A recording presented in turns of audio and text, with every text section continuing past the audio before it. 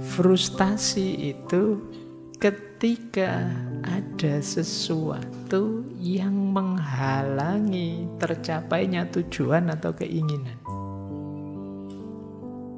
Dan kamu merasa tidak berdaya karena itu. Ini lebih dari iritasi. Misalnya, kamu mau ujiannya jam 7. Kamu sudah berangkat sih sejak setengah 7. Hitunganmu 20 menit nyampe. Kok di jalan macet, entah ada apa. Wah, itu kamu marah, level frustasi. Kamu hopeless sudah. Wis ndak bisa ujian ini, alamat ndak lulus ini, wis ini. Frustasi.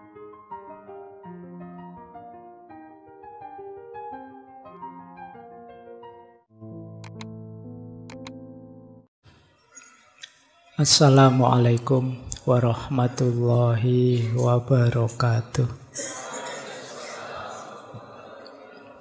Ini masih pengantar saja untuk menunjukkan bahwa para filosof juga sibuk membahas tentang kemarahan ini.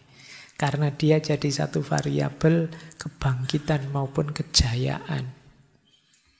Kenapa kadang-kadang juga kebangkitan? Ya kemarahan yang terkendali, terkontrol secara optimal, dia bisa jadi kekuatan dahsyat. Contohnya misalnya dulu Pangeran Diponegoro sampai lahir Perang Jawa itu kan dia marah sekali sama Belanda yang tidak menghargai bangsa Indonesia, tidak menghargai makam simbah-simbahnya yang ditabrak oleh jalur kereta, itu terus dia marah. Tapi marahnya kemudian karena ketidakadilan. Terus lahir Perang Jawa yang terkenal itu, kebangkitan-kebangkitan nasional itu kan karena jiwa yang menggelegak ini, kok kita dijajah terus ya, kok kita ditindas terus, saatnya bangkit, itu kemarahan. Kalau di level ini kemarahan itu kemarahan yang positif. Nanti ada istilahnya dan ada caranya. Kapan kemarahan itu legal, sah, dan seperti apa cara mengungkapkannya secara positif. Yuk, kita lanjut. Nah, kita mulai teori sekarang. Bedakan antara marah dengan agresi. Anger and aggression. Ini dua hal yang berbeda. Kalau kemarahan itu rasa. Kalau agresi itu tindakan. Agresi itu menyerang orang lain. Ini yang oleh Imam Ghazali disebut nafas sabu'iyah. Seperti binatang buas. Binatang buas itu kan agresif, menyerang orang lain. Marah itu manusiawi, tapi agresi menyerang orang lain tidak. Jadi agresi itu melampiaskan amarah dengan tindakan, tapi tindakan ini sifatnya negatif. Jadi jalan negatif pelampiasan amarah itu namanya agresi. Ini dua hal yang berbeda. Jadi kalau kamu bilang, Pak, manusiawi atau Pak saya marah? Ya, tapi ketika kamu menyerang orang, menyakiti orang, membalas, merusak orang lain, itu namanya agresi. Jadi yang itu tadi, yang disebut antara sebabnya dan efeknya bisa jauh lebih besar, lebih bahaya efeknya. Jadi ini dua hal yang berbeda. Nanti ada ekspresi marah yang benar, yang baik. Cuma amarah ini kan memang mengganggu. Kadang-kadang perlu memang pelampiasan, peringanan, dan lain sebagainya. Itu nanti ada caranya. Tapi tolong jangan marah berbuah agresi. Kalau dia berbuah agresi, biasanya efek negatifnya jauh lebih besar daripada sebabnya.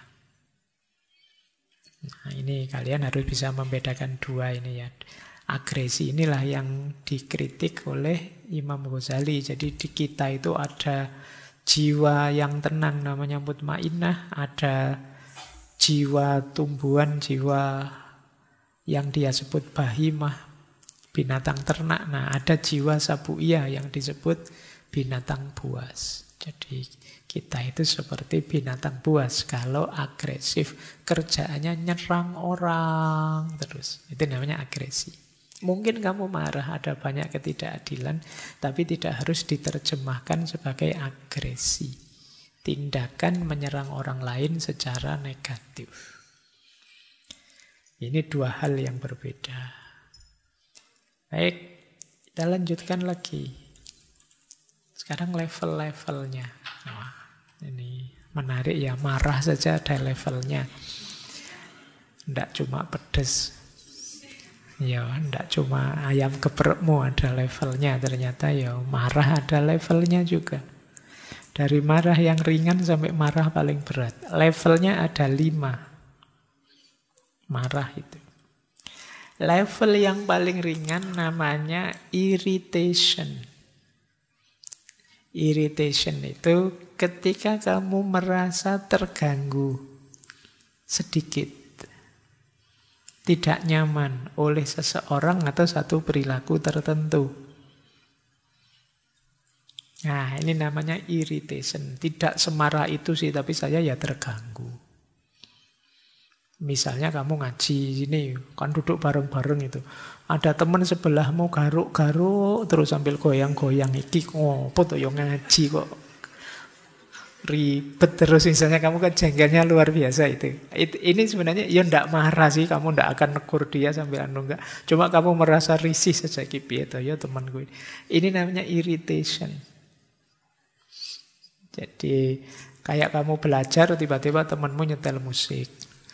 Bukan kerasnya sih, cuma lagunya kok itu kamu sebel banget terus. Nah, itu kan kamu terganggu. Kalau keras kan kamu bisa negur, kamu agak marah. Ini ndak keras, dia dengerin pelan-pelan. Tapi kok lagu itu yang diputar terus diulang-ulang tiap hari, ndak ganti-ganti misalnya. Itu lagi. Nah, ini irritation. Ya jengkel sih, tapi ya ndak segitunya, ya ndak apa-apa. Biasanya cepat hilang. Yang jenis irritation ini kadar marah yang paling ringan. Di atas irritation ada frustration, frustasi. Frustasi itu ketika ada sesuatu yang menghalangi tercapainya tujuan atau keinginan.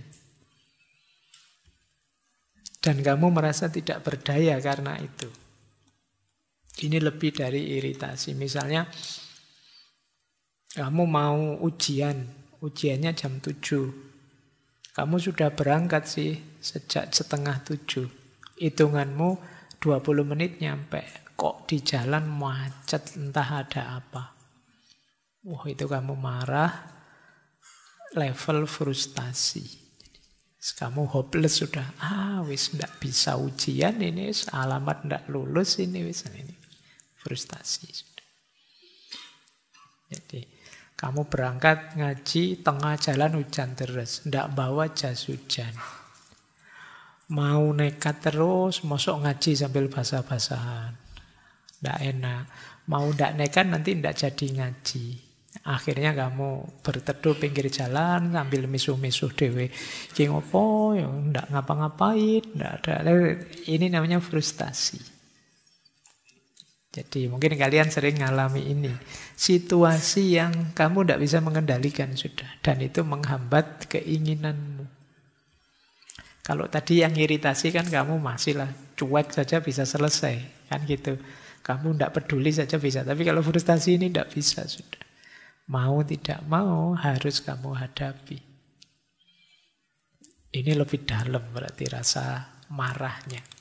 Kalau tadi ringan. Ada lagi level 3. Level 3 ini mendongkol resentment. Nah, resentment itu marah karena perlakuan orang lain yang menurutmu tidak adil. Jadi kamu merasa secara sengaja ditidakadili. Meskipun kamu tidak berani ngomong. Jadi, bolak-balik begitu terus. Misalnya kamu ngantri, entah di Indomaret atau di mana. Sudah ngantri lama panjang, tiba-tiba ada yang nyerobot. Terus kamu tidak berani ngomong sih. Nah, mau ngomong kok males, nanti ribut, tidak ngomong. Ini mendongkol, mesti namanya resentment. Jadi kamu merasa hakmu diambil orang. Itu namanya resentment. Ini juga marah. Ngantri bensin di SPBU tiba-tiba diserobot orang, kamu marah. Ini resentment, mendongkol. Ini lebih dalam biasanya daripada kena macet tadi. Nah, ini level 3-nya marah. Ada lagi level 4-nya marah. Level 4-nya marah itu moderate anger. Moderate anger itu lanjutannya yang ketiga tadi, tapi sekarang kamu mulai mengekspresikannya. Kamu mulai menunjukkan gejala bahwa kamu marah. Ini sudah moderate anger. Mungkin kamu debat, mungkin kamu marah tadi orang yang ngantri mbok bisu-bisui. Kenapa kamu kok nyerobot saya? Kamu harus di belakang. Saya sudah ngantri lebih awal ini. Ini kamu sudah berani mengekspresikan, namanya moderate anger. Kalau yang sebelumnya, yang mendongkol tadi, itu ya kamu diam saja, tapi mendongkolnya luar biasa. Tapi sekarang kamu tidak kuat sudah. Diam saja. Ini saatnya saya speak up. Saya harus ngomong ini. Ah, ini namanya resentment. Oke, ini biasanya sudah level pedesnya, level marahnya sudah level 4. Kalau sudah itu wis kamu tidak kuat. Ada lagi puncaknya marah. Ini marah level 5. Ini karetnya 5 sudah ini. Ya, ini sudah amarah, ini sudah intensif. Biasanya kalau sudah di sini, kamu mulai kehilangan kendali sudah. Kamu mungkin bisa mulai mukul, mulai teriak tidak terkendali, melakukan tindakan-tindakan pada orang lain. Ini yang disebut rage. Jadi kamu mulai sudah tidak terkontrol ini, mulai kumat kamu, keluar aslinya sudah. Kosakatanya berubah sudah. Yang semula lemah lembut sekarang sudah tidak peduli itu sudah. Kebun binatang bisa keluar semua kalau sudah di sini. Ini namanya rage. Nah, jadi ini juga bisa jadi tips kalau kalian sedang marah. Coba kamu cek, ini marah level berapa ya ini. Itu untuk ngerem biar kamu tidak sampai level paling tinggi. Wah, ini saya sudah Jadi kalau ada temanmu ganggu kamu, kamu peringatkan dia, hati-hati loh, saya sudah level 4 ini. Kalau sudah 5, saya tidak peduli lagi sudah. Nah, jadi buat warning temanmu, sebenarnya ngingetin dirimu juga sih. Ini 4 ini kalau tidak hati-hati saya lepas kendali setelah ini. Jadi kalau kalian yang jiwanya usil mau ganggu temanmu, ya kamu atur saja ini ganggu level 1 saja lah, yang bagian irritation tadi, yang bagian awal, yang tidak terlalu iseng. Kalau mau ngeprank ya yang simple-simple, jangan yang berat-berat. Karena hati-hati kalau kamu level marahnya sudah sangat dalam, lepas kendali. Kalau lepas kendali bisa nanti hasilnya malah jadi menyesal. Ngapain tadi saya semarah itu ya, akhirnya ada yang ngerekam, akhirnya viral saya. Kan ada itu kan sampai ngeluarin pistol, itu kan sebenarnya saking marahnya mungkin karena apa. Tapi ya sekarang di mana-mana ada CCTV, ada rekaman, akhirnya viral dan kamu menyesal. Itu tadi yang disebut oleh Marcus Aurelius, betapa banyak akibat dari kemarahan itu lebih besar daripada sebab. Wong sebabnya cuma disalib saja, misalnya mobilmu Pajero disalib Cherry tahun 70 sekarang kan, terus kamu jengkel, terus kamu kejar kamu itu kan itu. Padahal ya cuma iseng gitu aja, kamu dadak aneh-aneh, akhirnya ya viral terus menyesal. Oke ya, maka hati-hati. Kamu kendalikan amarahmu, ya cara paling gampang coba kamu sadari kamu ada di mana ini. Jangan-jangan saya ada di level marah yang sangat dalam. Lanjut. Ini jenis marah alternatif. Aneh-aneh ya, ada.